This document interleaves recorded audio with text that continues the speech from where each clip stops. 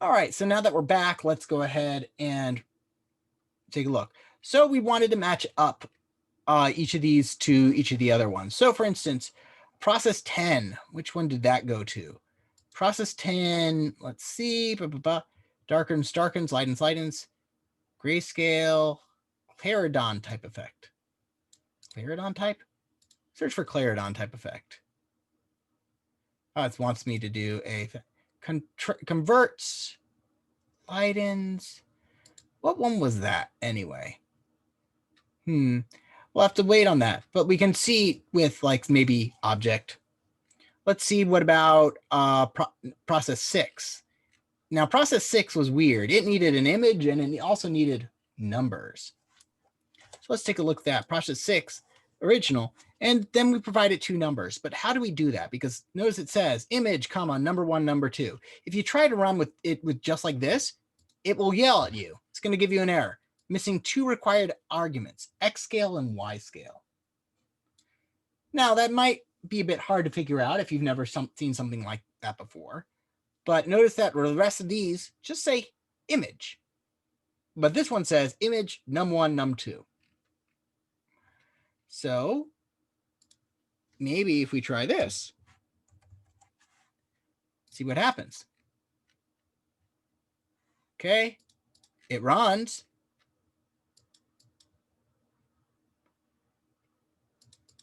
Maybe it's taking a bit long to run there. Ooh, web page is slowing you down. Let's go ahead and wait for it.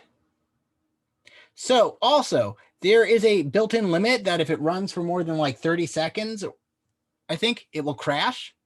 But yep, time limit.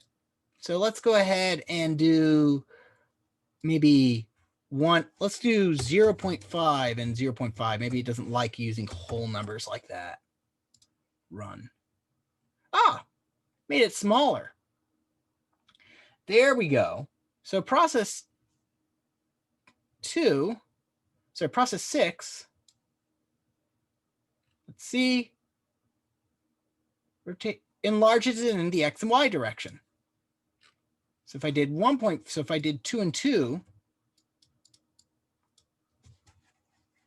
it should make it twice as big as before, as the original image.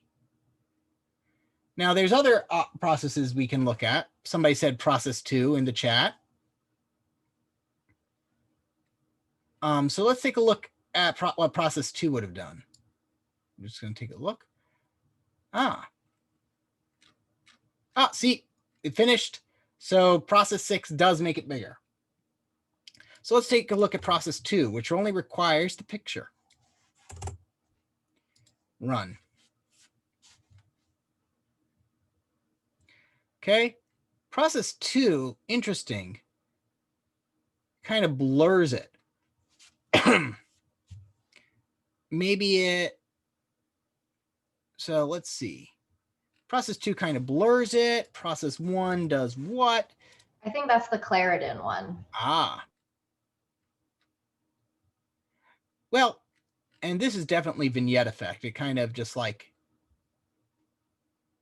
Dark corners? Yep, dark corners. Process 1. Oops, have to zoom out here. I had it zoomed in so you can easily read it. So dark corners, vignette. Process 2 was the Claridon, and we can check that at any point. It says, hey, so the ones you've selected, we've gotten those right. So that's nice. So let's also see. So converts only black. So let's go ahead and see. Process 3. Save and run. Black and white, that's obviously grayscale. Grayscale meaning that it is that the entire thing has been converted into just grayness, different amounts of gray. So it's not black and white. This is basically taking it and just making it gray. So, okay, reset. So let's see. 6, 2, 1, So we just tried 3 for grayscale. There we go. Now let's look at process 4.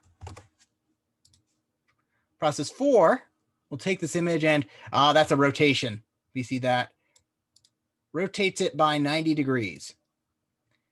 So I bet you with 5, which takes in a single number, that's going to rotate it by a multiple.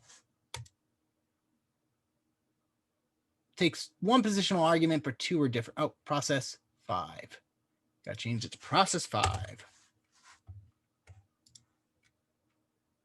And it should rotate it by 90 degrees twice, I guess. There we go. Upside down squirrel. Now, if you're wondering why it's running kind of slow, it's because it is being done in the web browser. So, and with the rest of these, I think you should be able to figure them out on your own.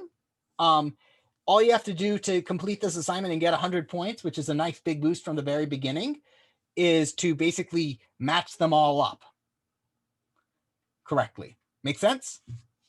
So that's all you need to do.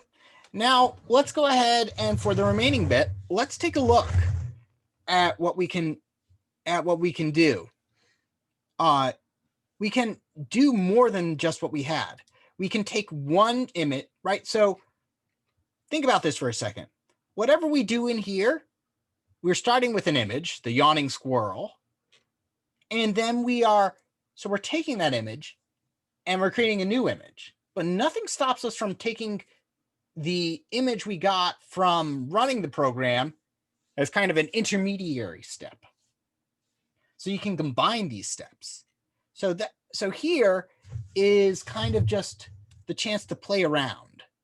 So here we're going to see, here's the yawning squirrel. We're going to throw it through process 1 first, then process 4, and we're going to see what we get. And so here we had the process 1, which was of this vignette effect. And then we did process 4, which was the rotation above 90 degrees, right? So here it says, so here we have 2 processes run on it. And you can chain these as much as you want. So for the next step, there isn't really a graded portion for this. This is more play around, experiment with it, see what you can do by combining these things. You can do step 10 over here if you wanted to, and then do step 4. Or we could do step 10 and then step 1. Or process 10 and then process 1. Make sense? Does this make sense to everybody? So there's our demonic squirrel. And then it's had the corners darkened even more. So let's go ahead and do step process 3 and process 1. That might actually be interesting. Because I believe process 3 was our grayscale. Grayscale with a vignette. Or sorry, with the claridon. Nope, vignette. There we go. So, okay. With this next step, I would suggest just pretty much having fun with it. And then finish up the questionnaire at the bottom, which lets me know how you felt, anonymously, how you felt about this one.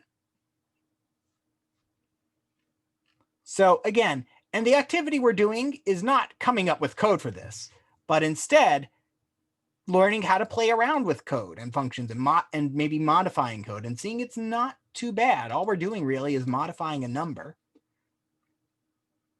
Okay, so stop share. So play around with this. If you have questions, I'd be happy to. I'll be happy to answer them in class. And when you're done creating something interesting, you are free to go. I have a question for on Canvas. There's a lab 1 that's due that's due I think it's the 25th. the 25th. I was just wondering about the part 2 with the picture. Uh-huh. I'm confused on how, like, when I look at it, I'm confused because when I try to do the printing, it prints it, but it doesn't print like how it shows on Canvas. I see. So, okay. So for context, for everybody who's not taken a look at the lab yet, we have your first assignment is a variation of Hello World. So it's split up into two parts. Part one is, yes, you can leave after the poll. Technically, you can leave any time. I don't think I can force anybody to stay in this Zoom. But you do not have. Wait, Kyle? Are you referring to the lab? Yeah, I am. Okay. Yes. You don't have to. Either way works. So, part one, you are going to have a program that prints out the user output. Sorry, it's going to have not the user out, the biography of a famous computer scientist. If you don't know one, I suggest Googling famous computer scientists. Is the grade we get when we click Score Me on Runestone the grade we get? It should be the grade you get. The grade you get will be for in order for it to. I'll explain this in more detail when I actually have a couple of assignments to grade. But when I run the grader, that's when the grader will be put into your grade book on Runestone. So that's something. But the Score Me gives you a preview of what your grade will be. I will check. 9 out of 10 active. I will double check that as well. Let me finish talking about the Hello World thing first. Oh yeah, you probably have to run the very first code there. You have to interact with probably everything on the page. So, okay. So first part is Hello World. The second part is Ascii Art, as I like to call it, which is that using the text to draw a picture. So this is something that Professor Fiore did and I copied, which is the world's lamest car. Now, printing the source code for that was this. So this is the program that output this. Now, you might want to take a look and see that there's a difference between this picture and this slightly. I mean, aside from the fact that there's a bunch of print statements in front of that, right? Notice that for every forward slash, you had, where's it, a backslash? Backslash is, which is the backslash? Yeah, okay, backslash. Always get them confused. I always have to look that up. Backslash over here. Backslash is, now if you notice that to produce one backslash in your output, you have to have two backslashes over here. This is something called an escape sequence. We will get into that during your lab, but for the most part, if you try to print this out, it won't print out. But if you use this, you'll get this. So Ascii Art is something you can look up. There's some really cool examples of Ascii Art. Let's go and look at Wikipedia. Ascii Art, second thing there. So Ascii Art, for instance, here's the Wikipedia logo done in Ascii Art. We zoom in and we see it's made up of individual letters and characters and symbols. Right, and it kind of comes down from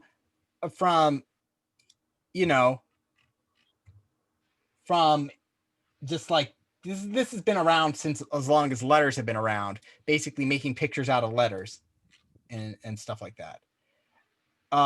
Your classic Rafflecopter, which is a GIF animated. And of course, my personal favorite, let's see, is the shrug, not emoji, but this little bit of text over here, which uses a Japanese character in the middle.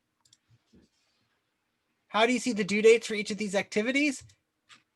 Scroll up. So with your text, anything on the textbook, due dates will be listed. I'll list the due dates on Canvas. Sorry that I forgot to do that. But they'll also be right here if you go and click on the little person icon and then click assignments. Are the chapter assignments at the end? Do we have to do them, or like if we have questions on like completing them? So for here, the only thing you have to do is what's listed. And for the exercises, I selected a bunch of exercises in the textbook. For some reason, there's a bunch of extraneous exercises there. So in chapter 1 that are like from future chapters. So I just selected the ones I want you to do, and I will continue, and I will only tell you the ones that will get graded. Okay. Some of them were like really confusing. Okay. Now going through with the chat, let's see. Let's see. Sorry, I accidentally scrolled up too far in the chat. Okay. Can you leave after the poll? Yes. You can leave whenever you feel you've got all the information you need and you did it. Can you split these into, I don't care if you, for your lab, I don't care if you submit one assignment, one thing or two things. More information will be provided on the lab tomorrow. Tomorrow is when I expect you to actually start learning how to code, which is specifically doing the print statements. Next question, is there a quickly attendance sheet? No, I hate it. I hated taking attendance last semester. It was a waste of time, waste of your time. So how do you submit the stuff that you did in class today? Guess what? You did. If you did it in Runestone, it's automatically saved. Okay. Is the grade? Yeah, mentioned that, covered that. Only completed everything on the page, but only got 9 out of 10. If you got 9 out of 10 on that on the page, click on the preview of an angle, right, and run this first function as well. Okay.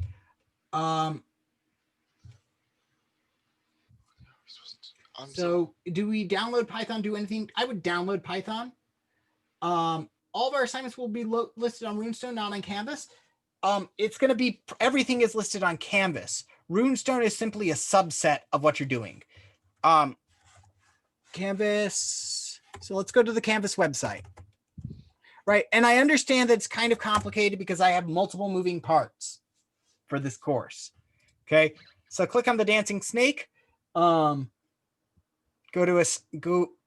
if we go to our modules, every week we have an overview of what to do. Anything listed under read has to do is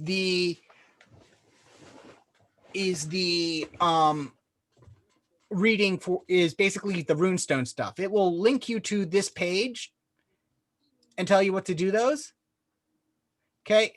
Next, when listed under here for submit is the lab exercise. So all you have to do is work on, this is what we're going to be doing. If it's, I don't know why I had this under submit. I think it was because it was the first time I was just doing something, but anything that we're doing in the lab, that will be listed under the modules as well. So really, this is the page you need to follow. The Runestone stuff, a lot of this will be solo exercises. Some of it are the active learning assignment. Can you demo this lab assessment question? Write a Python function that says the first. So like I mentioned earlier, there's a bunch of stuff from the textbook that we don't need to cover yet. And that comes from the chapter assessment. For some reason, chapter assessment for chapter 1, if we go to the chapter assessment over here, it has a bunch of extraneous extra problems that people wrote that various users contributed over here that you don't need to do. So that's why I said you only need to do the readings and the exercises that I specified here. Okay. You do the lab. Okay. Do we do the lab on Monday or are we supposed to do it by yourselves? Lab is the lab is explicitly not by yourself. Your TA will guide you through the lab. Okay. Do you have to come with the Art for Lab, or can you use the internet? You could do either. You can get started on the lab early if you want to, but especially with this first lab, we fully intend basically to get started and finished in the first lab session. Okay, and for the lab one assignment, you can upload, you upload the hello.py file. The TAs will be going, again, the TAs are coming into this knowing that you do not know how to do anything. Okay. That makes sense? The TAs know that you don't know how to do anything here, so they will be basically directing you on how to write a program from the beginning and how to upload that stuff. Mm-hmm. So the readings on Runestone will tell you what, the readings on Runestone are basically, again, the things that we're going to do for the textbook. For Monday, I plan on having videos and readings for this part. I should have the stuff for module 2 already up, just needs to have all the dates fixed on it. So module 2, right, these are variables. If you click on module 2 overview, here it says watch by Tuesday of week 2. I have 13 videos I recorded. And then I have to update the date for these assignments, but I plan on fixing that all tonight. And then will labs regularly be due? No. Labs will normally be due. Most labs will have at least a week of a week. Will we have to demo this lab assignment during lab, or that's not start? You'll have to demo it during lab. This is and the reason especially important during for the first assignment is because we need to make sure that you can run Python and that you're able to run it on your computer. Because if you can't do that, then you're going to do that. Use screen share. No need to email your files. Please don't email your files. I get too many emails as it is. Again, the submitting your homework is a two-part. Submitting the lab assignments is a two-part process. Okay, the first step is submitting your things onto Canvas, right? So for this first one, right? So here I'm going to go into the student view so you can see exactly what you're going to do. Okay, so here I'm going to go ahead and kind of just show you like what it should look like on your end as a student doing lab 1. So lab 1 should work something like this. Here, I've got 10 minutes. This is plenty of time, actually. Okay, lab 1, what I'll be doing is I will basically be writing something that prints out a biography.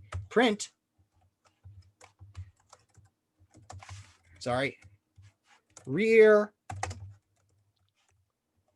Admiral Grace Hopper was possibly the most awesome person to ever be a computer scientist.